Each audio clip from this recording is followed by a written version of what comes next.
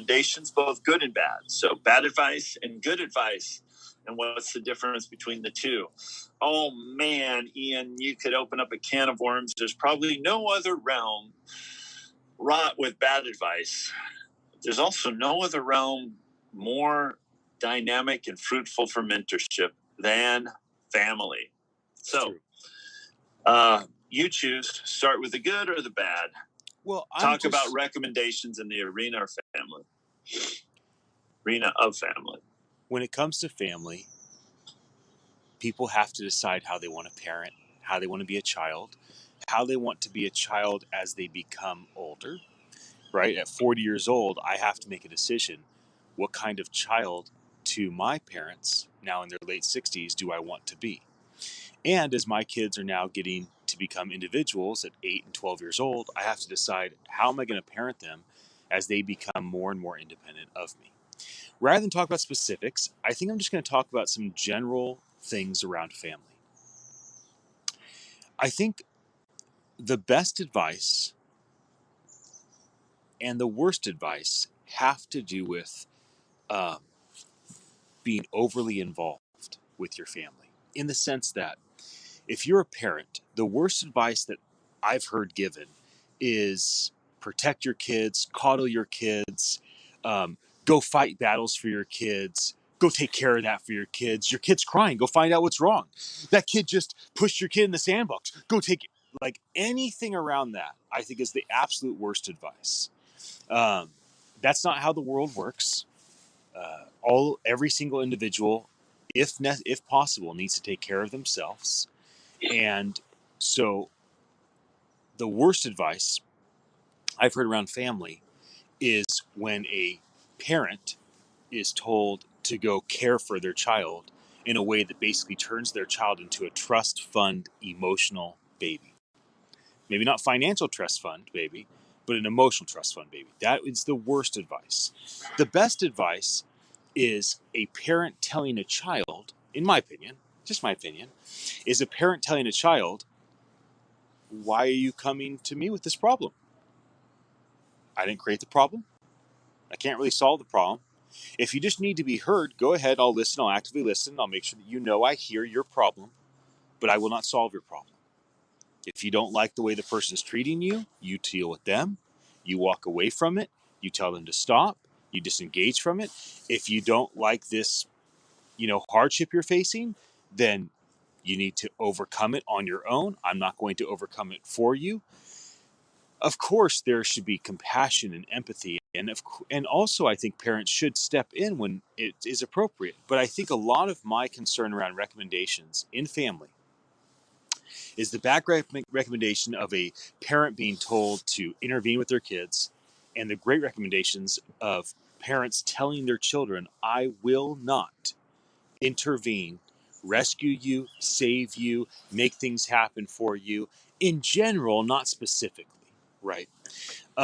So those are the recommendations that rise to the top for me, because I think those are my greatest concerns for me as a parent, for my children, and for my peers, other parents that are my age with kids my age, and for my boys' friends, right? These are the things that I've really been concerned about, because I feel like we live in a culture that fosters coddling and overbearing and protecting our kids from every bump and scratch and nick and bruise emotionally and physically. So those are my thoughts on this topic. What do you think, Teddy? Good. I love it. I basically entirely agree. But what immediately came to mind in both of the examples you chose is you have a parent at a playground with their child at a playground, and the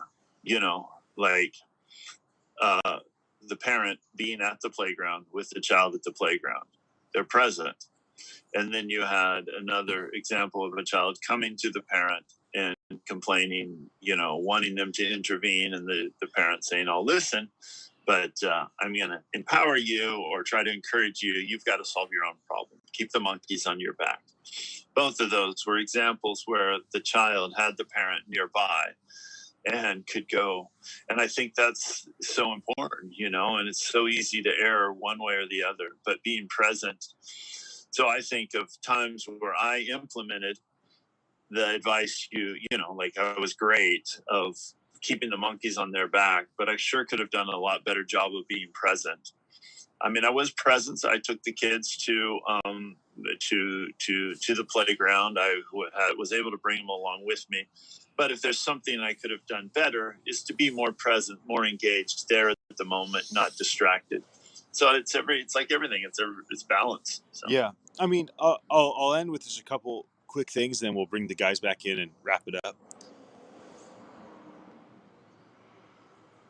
If a child's dealing with homework problems, a bad recommendation would be, well, just do the project for them.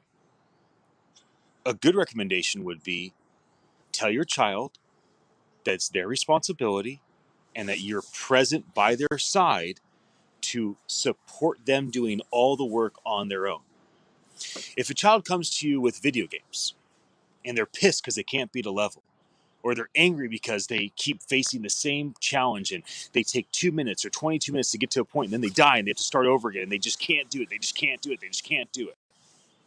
A bad recommendation would be grab the video game and beat the level for them and hand it to them and give them an example that, like, every time something's hard, don't worry, I'll be there to rescue you.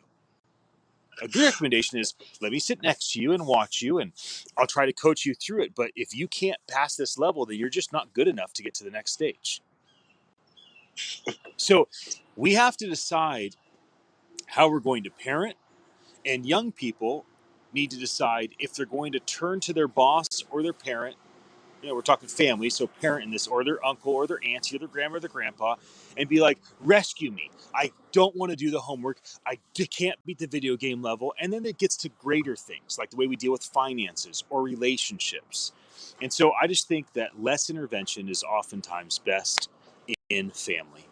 And overbearing intervention can result in a negative consequence.